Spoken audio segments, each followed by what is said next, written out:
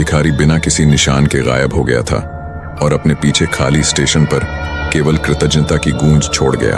हैरान और परेशान संजय ने जो कुछ भी देखा उसकी वास्तविकता पर सवाल उठाया। क्या यह एक अलौकिक कार्य था या भिखारी के पास गायब हो जाने की असाधारण क्षमता थी?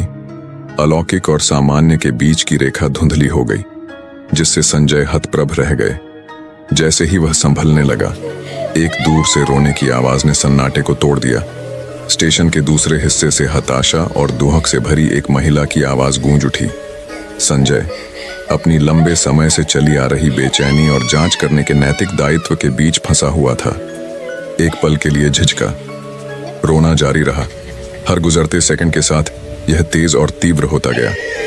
संजय साहस जुटाकर चीखों के उद्गम स्थल की ओर बढ़े। अंधेरा उसके चारों ओर घिरता हुआ प्रतीत हो रहा था और टिमटिमाती रोशनी भयानक छायाएं डाल रही थी, जो उसके शोकपूर्ण विलाप की भयावह गूंज के साथ नृत्य कर रही थी। एक कोने में मुड़ते ही उसका सामना एक भूतिया आकृति से हुआ। एक अलौकिक महिला जो एक अलौकिक चमक में नहा रही थी। गहरे गुस्से से भरी उसकी आंखें संजय पर टिक गईं, मानो वह संजय के शरीर से अपनी आत्मा छीन लेना चाहती हो। उसके रोने की गूंज सुनसान स्टेशन पर गूंजने लगी, जिससे एक डरावनी धुन पैदा हुई जो संजय की आत्मा में गहराई तक गूंज उठी। भय और सहानुभूति के मिश्रण से स्तब्ध संजय को लगा कि निर्णय का बोझ उस पर पड़ रहा है। भय और सहानुभूति से अभिभूत संजय की दृष्टि धुंधली हो गई और वह जमीन पर गिर पड़ा। जब उसने अपनी आंखें खोलीं, तो उसने खुद को सुबह के सूरज की गर्म रोशनी में पाया। वर्णक्रमीय रोने से लोगों की जीवंत आवाजों में अचानक परिवर्तन से भ्रमित और विचलित हो गया था। उस आदमी ने खुद को शोर और हलचल के कोलाहल से घिरा हुआ पाया और जैसे ही वह बैठने के लिए संघर्ष कर रहा था, उसके चारों ओर चिंतित आवाजों का समूह गूंज उठा। लोगों की भीड़ जमा हो गई थी।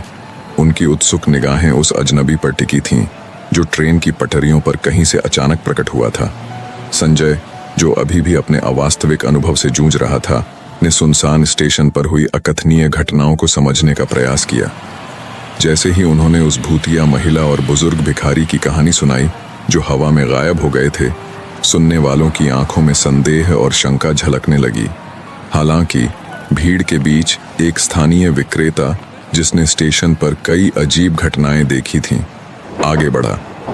विक्रेता ने रात में पटरियों पर घूमने वाले बूढ़े भिखारी भूत की कहानियां साझा करते हुए गंभीर और निश्चित स्वर में बात की।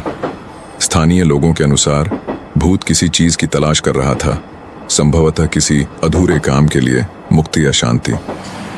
संजय अभी भी उस अवास्तविक अनुभव को संसाधित करने की कोशिश कर रहा था जिससे वह अभी गुजरा था, लेकिन वह अपने नए जीवन के पट्टे के लिए आभारी महसूस कर रहा था।